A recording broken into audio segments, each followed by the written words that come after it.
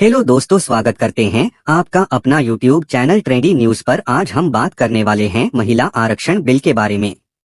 नए संसद भवन में पेश होने वाले पहले बिल नारी शक्ति वंदन अधिनियम को बुधवार को लोकसभा से मंजूरी मिल गई।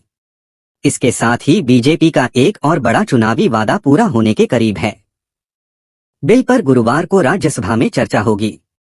महिलाओं को लोकसभा और विधानसभा में 33% आरक्षण देने वाला बिल लोकसभा में पास होने के साथ ही बीजेपी का एक और चुनावी वादा पूरा होने की तरफ बढ़ा है।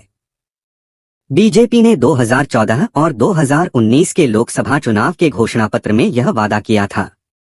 लोकसभा में बिल को लेकर हुई चर्चा के दौरान बीजेपी की तरफ से कहा गया कि बीजेपी के लिए महिला सशक्तिकरण राजनीतिक मुद्दा नहीं है, बल्कि मान्यता का सवाल है। बिल पर हुई चर्चा में आखिरी वक्ता बीजेपी नेता और गृह मंत्री अमित शाह थे, जिसके बाद कानून मंत्री ने चर्चा का जवाब दिया। शाह ने अपने संबोधन के जरिए ये 5 संदेश दिए। विपक्ष ने बिल को तो सपोर्ट किया, लेकिन बीजेपी पर बिल के नाम पर राजनीति करने का भी आरोप लगाया। शाह की तरफ से इस आरोप का सीधे जवाब दिया गया। उन्होंने कहा कि कुछ पार्टियों के लिए महिला सशक्तिकरण राजनीतिक मुद्दा हो सकता है, चुनाव जीतने का हथियार हो सकता है, लेकिन मेरी पार्टी और मेरे नेता नरेंद्र मोदी के लिए महिला सशक्तिकरण राजनीतिक मुद्दा नहीं है। उन्होंने बहुत अग्रेसिव तरीके से इसे 2 बार दोहराया। फिर कहा कि यह हमारे लिए मान्यता का सवाल है।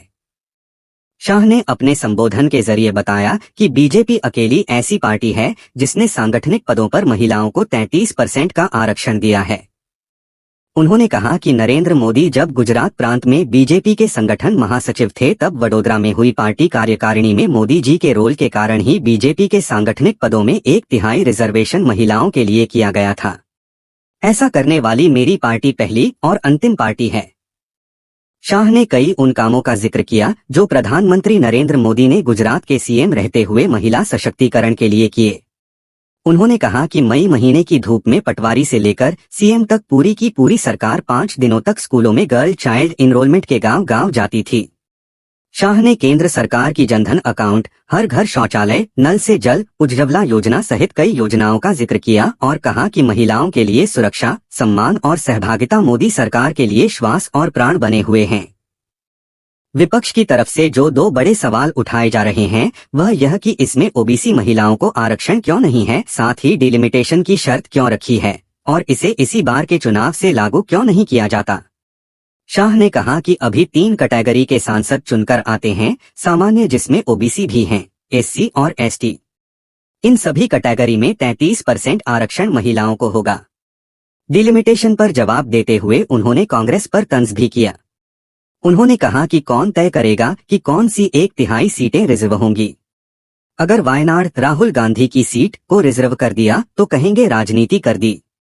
इसलिए डिलिमिटेशन कमीशन हर जगह जाकर ओपन हेयरिंग करके पारदर्शी तरीके से निर्धारित करेगा कि कौन सी सीटें रिजर्व होंगी। शाह ने कहा कि चुनाव के बाद जल्दी ही जनगणना और डिलिमिटेशन दोनों होंगे। कांग्रेस नेता राहुल गांधी ने ओबीसी मसले पर सरकार को घेरा। उन्होंने कहा कि सरकार के 90 सेक्रेटरी में सिर्फ 3 सेक्रेटरी ओबीसी समुदाय से हैं।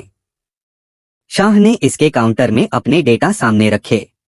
शाह ने तंज भी किया और कहा कि इनकी समझ है कि देश सेक्रेटरी चलाते हैं, मेरी समझ है कि देश सरकार चलाती है। नीतियां सरकार और संसद बनाती है। उन्होंने कहा कि हमारे 29% सांसद ओबीसी कैटेगरी के हैं, 29 मंत्री ओबीसी कैटेगरी के हैं। बीजेपी के 1358 विधायकों में से 365 यानी 27% ओबीसी से हैं। 163 एमएलसी में से 65% यानी 40% ओबीसी हैं। शाह ने कहा कि आपकी पार्टियों ने कभी ओबीसी पीएम नहीं बनाया, बीजेपी ने ओबीसी पीएम बनाया।